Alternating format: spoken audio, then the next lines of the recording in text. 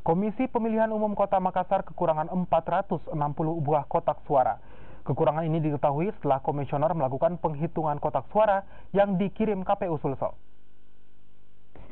Setelah kotak suara diterima pada Senin lalu, sebanyak 19.530 kotak suara mulai dibentuk oleh KPU Kota Makassar.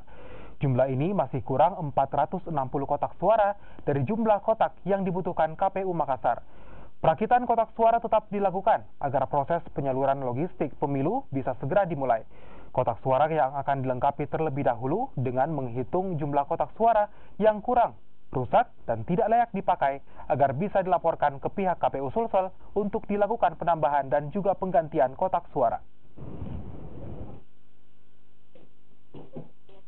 Karena sebenarnya yang masuk ke kami pada saat data logistik itu kan masih ada kurangnya sekitar 460-an. Nah itu dari total 19.000 yang masuk itu 19.530 itu masih ada 460-an yang kami harus rekap semuanya untuk mengatur skema distribusinya.